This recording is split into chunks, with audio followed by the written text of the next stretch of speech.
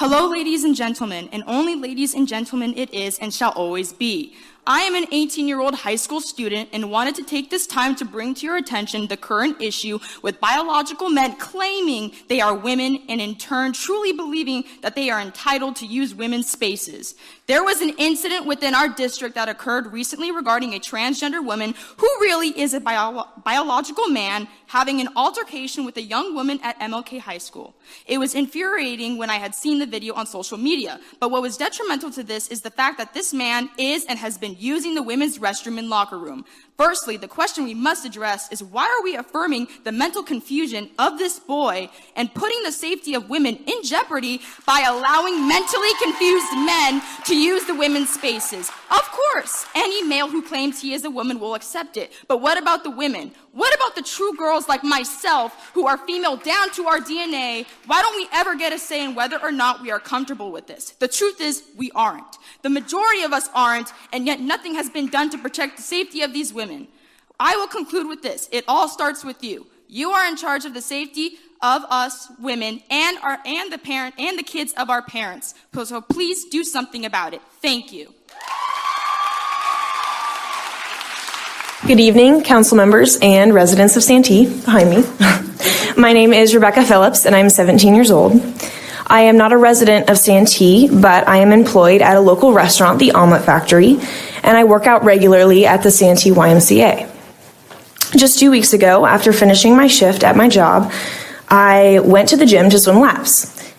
As I was showering after my workout, I saw a naked male in the women's locker room.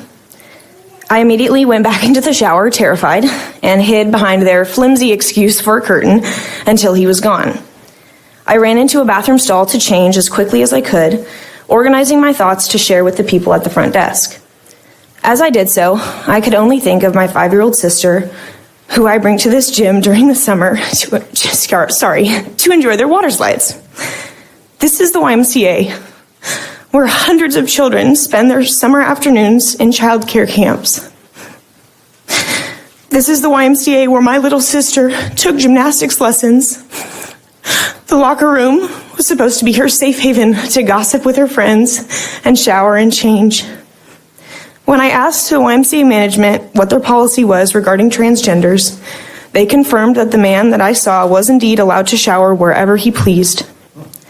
As long as you are not a red flag on Megan's Law, the California Sex Offender Registry, a grown male can shower alongside a teenage girl at your YMCA location here in Santee. I was made to feel as though I had done something wrong when I talked to people at the YMCA. Somehow, the indecent exposure of a male to a female minor was an inconvenience to them. When my dad spoke to the sheriff's office, they told him that he should never allow me to shower there ever again. The YMCA wouldn't let my father speak to the manager of the Santee branch. After waiting several days, he finally received a call from Terry Moss, who is the director of membership for San Diego County. She informed my dad that I was not in any danger at the time of the incident, that I was safe. But I ask you this. I'm assuming all of you either have a wife, a sister, daughters, or granddaughters, or are a woman yourself. Could you knowingly send an underage girl into a room where there was a naked male and say that she was not in danger, that she was safe, or more importantly, that this was right? The fact that we are now tailoring our privacy policies and bathroom laws around transgenders, ignoring the blatant threat to safety that this poses, is obscene. The safety of children, girls, is on the chopping block. And this issue is not unique to one political party. Both Democrats and Republicans whom I have shared this story with have all been equally disgusted. So I implore you all to take action. With great privilege comes great responsibility. The NCAA forced me and my female swimmers to share a locker room with Thomas, a 6'4", 22-year-old male equipped with and exposing male genitalia. Let me be clear about this. We were not forewarned we would be sharing a locker room. No one asked for our consent, and we did not give our consent. And I'll set the scene. A swimming locker room is not a place of modesty. You're undressing, you're fully exposed, and we were forced to take off our swimsuit in front of a man who was doing the exact same thing. If nothing else, I truly hope how you can see this as a violation of our right to privacy and how some of us have felt uncomfortable, embarrassed, and even traumatized by this experience.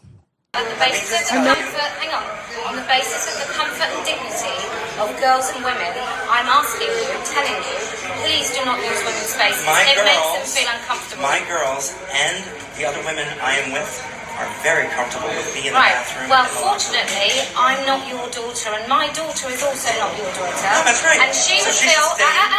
she would feel very uncomfortable. No, Don't interrupt right. me. No, No, you excuse interrupted me. Excuse me. You I'm interrupted not here me. for a debate. Beth, do you mind? Right.